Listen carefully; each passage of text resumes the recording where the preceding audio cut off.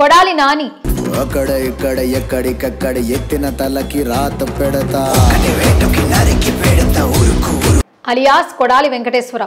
ఈ పేరుని అతని కూడా బహుశా వద్దనుకుంటాడేమో. ఎందుకంటే కొడాలి నాని అనే పేరు అతనికి పవర్ ఇచ్చే పవర్ఫుల్ బ్రాండ్.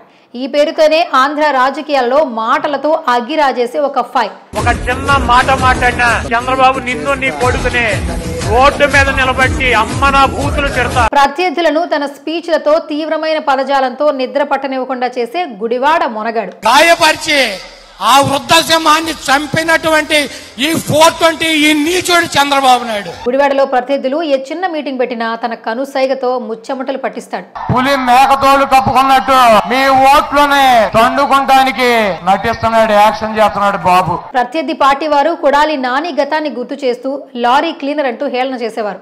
ఎందుకంటే తన నాన్నగారు కొడాలి అర్జున్ గారు టీడీపీలో క్రియాశీలకమైన నాయకుడిగా ఎన్టీఆర్ హయాంలో ఉండేవారు. వాళ్ళకి సొంత లారీ ట్రాన్స్పోర్ట్ బిజినెస్లు ఉండేవి. అలా వైసీపీకి లారీ క్లీనర్ అని హేళన చేసిన మా పార్టీకి ఎలాంటి చెడు పట్టకుండా పార్టీని కాపాడుకునే క్లీనర్నే అని తన పంచ్తో కౌంటర్ అటాక్ చేస్తాడు. తన నియోజకవర్గం అంటే సొంత ఇంటికన్నా ఎక్కువ. ఆ గడ్డే తనకు మంత్రి పదవి దానం చేసింది. ఎల్లప్పుడూ రాజకీయ భిక్ష పెట్టిన గురువు హరికృష్ణ గారికి జన్మ జన్మలా రుణపడి ఉంటానని చెప్తాడు. ఏకలవ్య శిష్యుడి లాంటి గురుభక్తిని చాటుకుంటాడు. నందమూరి కుటుంబం కోసం ప్రాణం ఇస్తా, వైఎస్ఆర్ కుటుంబం కోసం ఏదైనా చేస్తా, తోలు తీస్తా అంటాడు. 2012 సంవత్సరం జూనియర్ ఎన్టీఆర్ ప్రెస్ మీట్ పెట్టి కొడాలి నాని టీడీపీని వదిలి వెళ్ళిపోవడానికి, వైసీపీలో జాయిన్ అవ్వడానికి తనకు ఎలాంటి సంబంధం లేదంటూ కొడాలి నాని గారి యొక్క వ్యక్తిగత విషయం నిర్ణయం అంటూ చెప్పుకొచ్చాడు. ఎన్టీఆర్ లాంటి ఒక స్టార్ హీరో ప్రెస్ మీట్ పెట్టి చెప్పేంత సాన్నిహితం ఉందంటే కొడాలి నాని స్థాయి ఏంటో అర్థం చేసుకోవచ్చు. అవును, కొడాలి నాని చిన్నతనంలోనే సీనియర్ ఎన్టీఆర్కి వీరాభిమాని. చదువు అబ్బక సీనియర్ ఎన్టీఆర్ పెట్టిన టీడీపీ పార్టీకి బాగా ఆకర్షితుడయ్యాడు. అప్పట్లో గుడివాడ నుంచి పోటీ చేసిన సీనియర్ ఎన్టీఆర్ సభలకు తరచూ హాజరవుతుండేవాడు.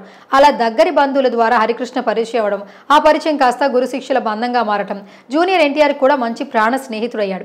ఆ స్నేహంతో 2004 సంవత్సరంలో ఎన్టీఆర్ హీరోగా సాంబా సినిమాతో నిర్మాత కూడా అయ్యాడు. అలా కొడాలి నాని టీడీపీలో చురుకైన కార్యకర్తగా పేరు తెచ్చుకోవడం, చంద్రబాబు దృష్టిలో పడటం, అతని కష్టాన్ని గుర్తించి 2004-2009 సంవత్సరంలో గుడివాడ నుంచి టీడీపీ ఎమ్మెల్యే టికెట్ పొందడం, ఆ రెండు ఎన్నికల్లో భారీ మెజారిటీతో ఘనమైన విజయం సాధించడం ద్వారా ప్రజల్లో మంచి పేరును సంపాదించాడు.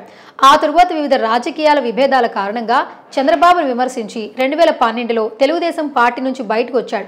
తరువాత వైఎస్ జగన్మోహన్ రెడ్డి నాయకత్వంలోని వైఎస్ఆర్ కాంగ్రెస్ పార్టీలో చేరారు.